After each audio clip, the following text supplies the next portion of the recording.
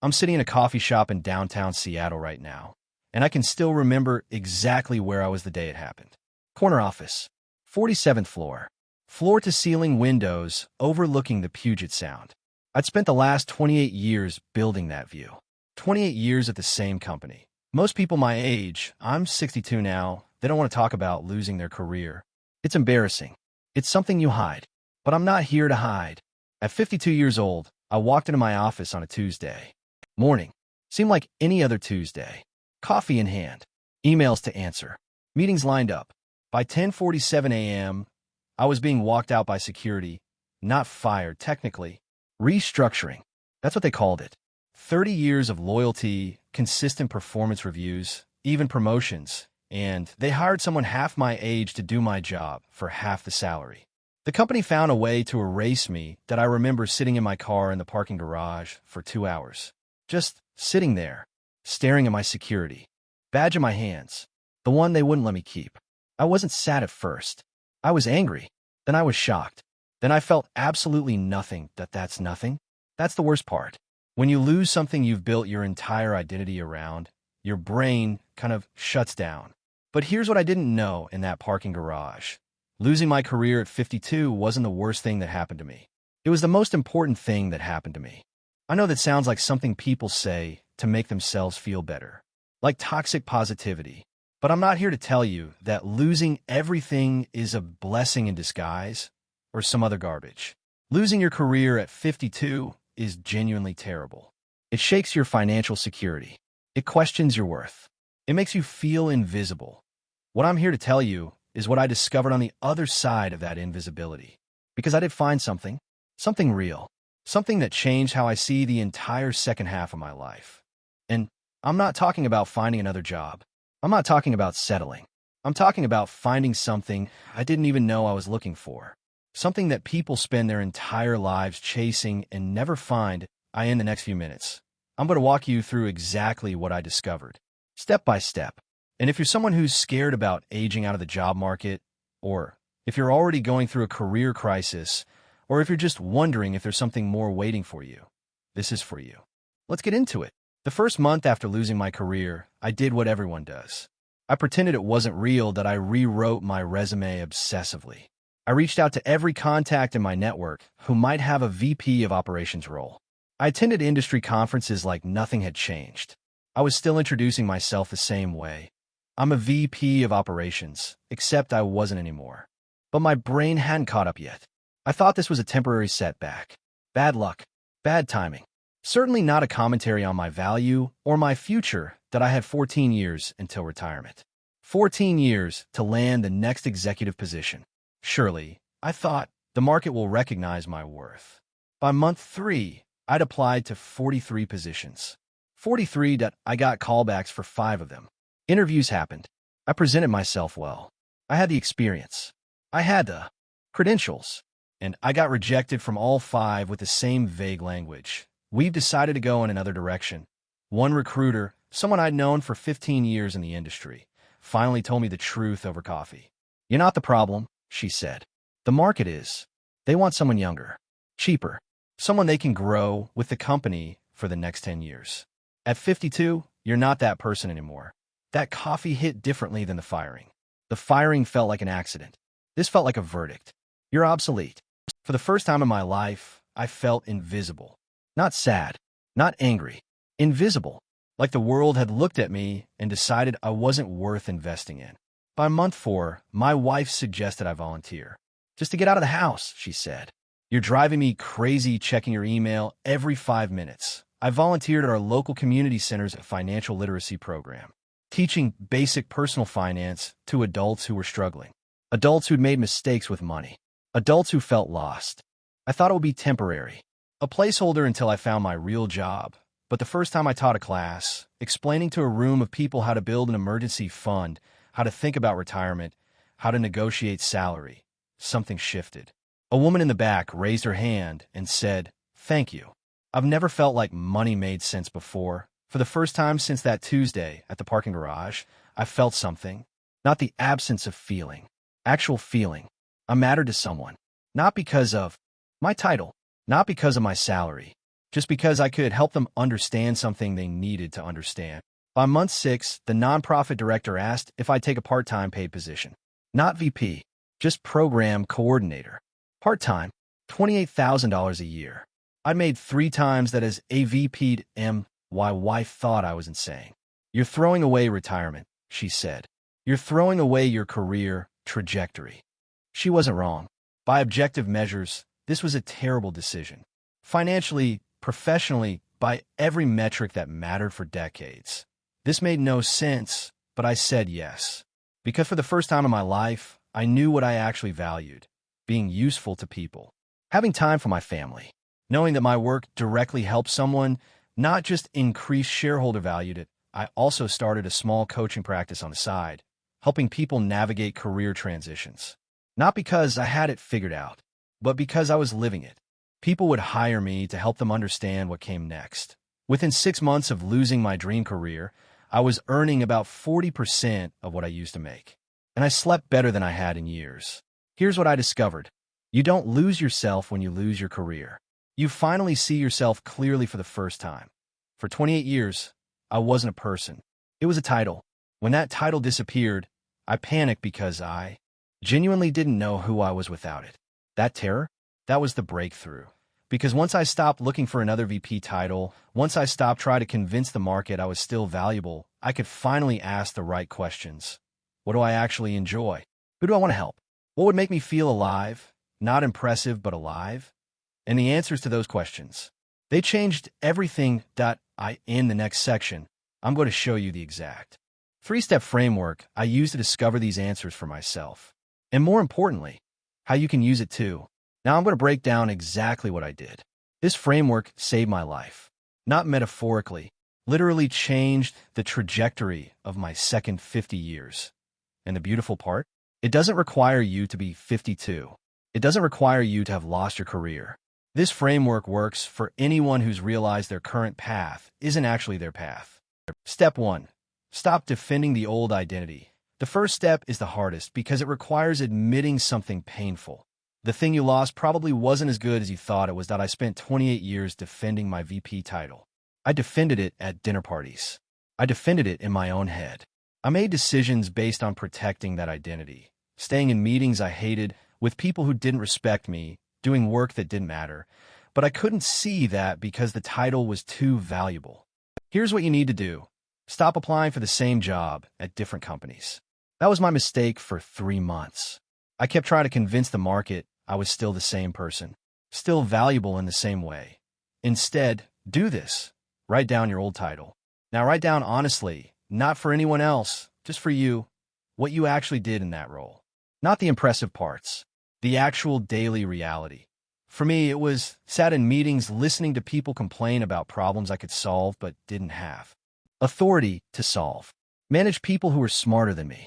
Made decisions based on shareholder value, not on what was right. That honesty? That's where freedom starts, that you're not mourning your career loss. You're finally seeing your old career clearly. Step 2. Identify what actually makes you feel alive. This is the discovery phase. And it's not what you think.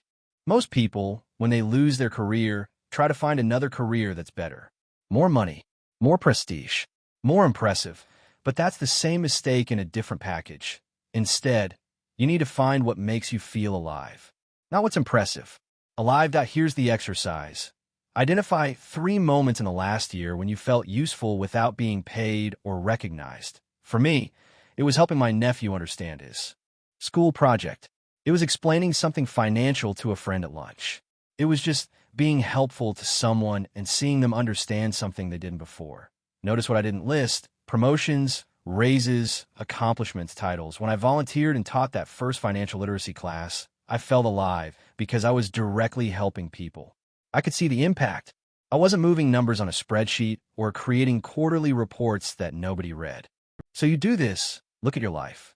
When do you lose track of time? When does helping someone feel like it's its own reward? When do you not check your phone because you're actually present? That's your signal. That's what you're looking for. Write those 3 moments down. That's your compass. Step 3. Test before committing. This is where most people fail. They swing the pendulum too far. They go from a corporate job, to quitting everything and finding themselves in Bali. They try to monetize their hobby immediately. They make the opposite decision with the same intensity as their original decision that don't do that. After I identified that I felt alive helping people, I didn't quit my job search and become a full-time volunteer. I did it part-time, evenings and weekends. For 3 months that I tested it, I asked myself hard questions. Do I actually like this? Or do I like the idea of this? Will I get bored? Is the impact real, or am I romanticizing it? 3 months of testing. Then, and only then, did I take the nonprofit job. Here's your step. Whatever you identified in step 2, do it for free or low cost for 90 days. Give it real time. 3 months minimum. Not 2 weeks. Not a month. 90 days is long enough to feel the reality, not just the novelty. During those 90 days, you're gathering data. You're learning if this is actually what you want, or if you're just running away from what you didn't want. There's a difference. And only time reveals it. The objection everyone has at this point, most people watching this are thinking the same thing. I know because I thought it too. This is great in theory. But I have bills. I have a mortgage. I can't just walk away from income to find myself. That's a luxury for people with trust funds. That's not real life, and you're right. But you're also wrong. Let me explain. Here's what nobody tells you about staying in a job you hate for the money. The money never feels like enough. That I made $84,000 a year as a VP. I thought, if I could just make 6 figures, I'd be happy. Then I made 6 figures. And I thought, if I could just make $150,000, then I could retire early. Then I made that. And I thought, if I could just get to $200,000, then I'd have real security. The goalpost never stops moving. The fear never goes away. You're on a treadmill, and the speed keeps increasing. Here's the math nobody wants to admit. I dropped from $84,000 a year to $28,000 a year working part-time at the nonprofit. That's a $56,000 drop. Massive, right? But here's what else happened. My healthcare costs went down because I was less stressed, fewer doctor visits, fewer medications, no stress-related issues. My car insurance went down because I drove less, working locally instead of commuting 45 minutes. My therapy costs went down because I actually needed less therapy. I wasn't depressed anymore. My guilt spending went down because I wasn't trying to fill an emotional void with things that actual impact on my life. About $32,000. Still significant, but not impossible. And I slept. I actually slept. What's the monetary value of 8 hours of good sleep? What's the monetary value of not waking up at 3 a.m. in a panic about a meeting? What's the monetary value of actually wanting to go to work instead of dreading Mondays? Everyone says, you're 52. You don't have time to start over. You need to maximize your remaining earning years. But here's the thing. I didn't start over. I got older, and then I got wiser. When I was 30, I couldn't have done what I did at 52. I didn't have the experience. I didn't have the perspective. I didn't have the credibility with the people I needed to help. The financial literacy students I taught at the nonprofit, they didn't hire me because I was young and energetic. They hired me because I was 52 and had made every financial mistake possible and figured my way out of them. Being older? That's not a liability. That's your asset. You've earned wisdom through time. You've proven you can survive hard things. The real myth is that your earning years end at 65. No, your relevance changes. Your market shifts.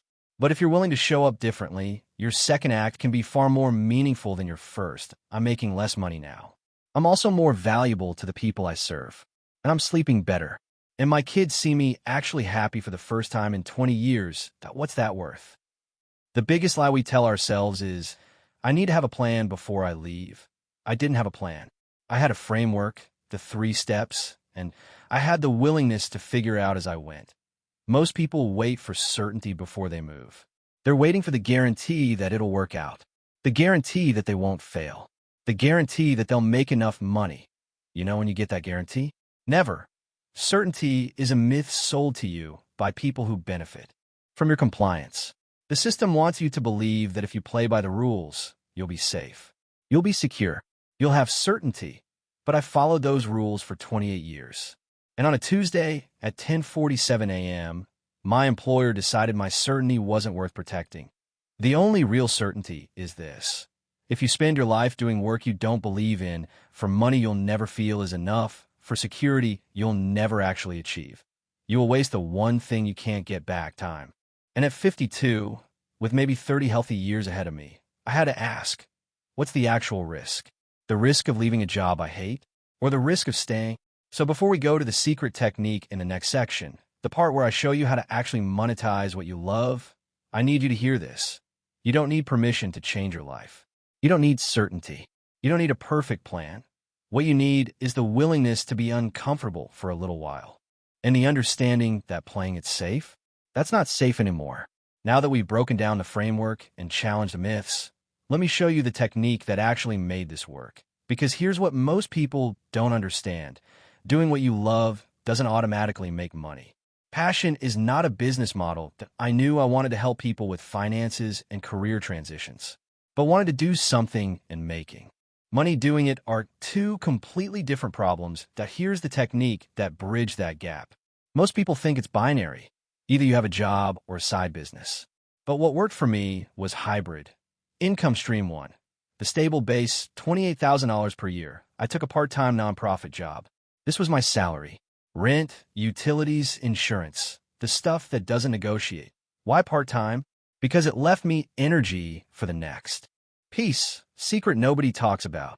You don't monetize your passion immediately. You need a stable base that doesn't drain all your energy. Part-time work that aligns with your values beats full-time work that destroys your soul. The money wasn't impressive. The stability was real. Income stream two. The high-leverage coaching. Once I had stability, I started one-on-one coaching on career transitions and financial planning. Specific model, $150/hour, started at $75, raised over time. 4-6 clients, 2 to 3 sessions per client, monthly 20-30 billable hours equals $3,000 to $4,500 per month annually. $36,000-54,000 key insight. I wasn't selling credentials. I was selling results. Someone who'd been in the fire and came out alive. Income stream 3, the passive revenue. After 2 years, I created a self-paced online course. $97. How to navigate losing your career and finding what's actually next. 120 hours to create it. Basic teachable account, $29 per month. First year, $8,000. Money made while sleeping. Money that doesn't require my time. Why this specific hybrid model is perfect for someone in their 50s or 60s who lost their career. 1. Lower risk. I'm not betting everything on one income stream. If my coaching dries up, I still have the nonprofit salary. If one stream stalls, others stabilize me. That's real security. Point 2. Energy management. I'm not working 60 hours a week trying to prove myself in corporate. I'm working 35 to 40 hours total, which means I actually have energy for my family, for creativity, for being human instead of being a machine. Point 3. Scalability. Without burnout, the course scales infinitely without me. The coaching scales to the number of clients I want to take. The nonprofit job is stable and doesn't expand beyond part-time. I control the ceiling that I can make more money, but I chose not to. That's the real power, the choice. You get to decide your own upper limit. Point 4. Credibility. Stacking each income stream made me more credible for the others. The nonprofit job proved I live my values. The coaching results proved I delivered real transformation.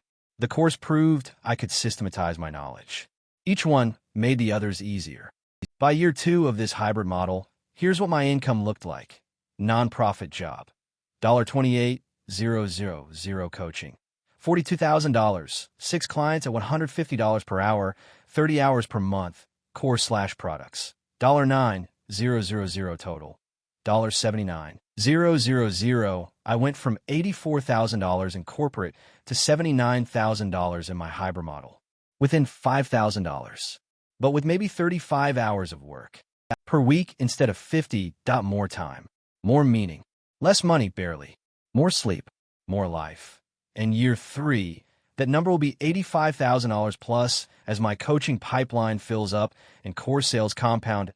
To summarize the technique, build your stable base first. Then layer your high leverage work on top.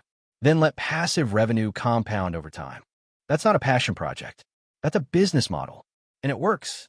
The moment you're at right now, if you're watching this, you're at one of three moments in your life. Moment one, you just lost your career. You're sitting in a parking garage somewhere, and you feel nothing. Your identity got walked out by security. You're terrified. You're watching this at 2 a.m. because you can't sleep. Moment two, you're still employed, but you know it's wrong. You feel it every Monday morning. You know there's something more, but the fear of leaving is bigger than the pain of staying. So you're stuck. Moment three, you're in your 50s, 60s, or even 70s, and you're wondering, is this really it? Is the second half of my life just maintenance mode? Or is there something waiting for me that I haven't discovered yet? If you're in any of those moments, I want you to know something. What happened to me at 52 didn't just change my career. It changed who I am. Kindly like and subscribe to the channel. Question to drive comments. What would you do if you lost your job tomorrow? Comment below. I'm reading every response. Or which step resonates most with you? Or did you experience ageism? What happened? Share your story below.